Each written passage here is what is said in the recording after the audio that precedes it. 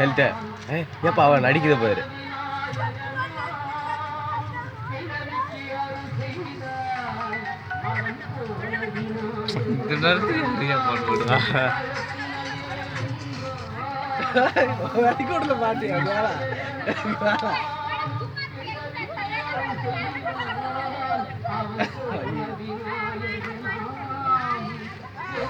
Hello,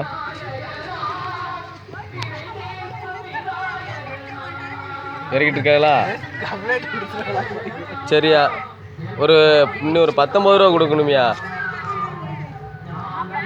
ஆமாய்யா, நான் வீட்டில் இருக்கேன். ஒரு 19 ரூபா கொடுத்துருங்கய்யா.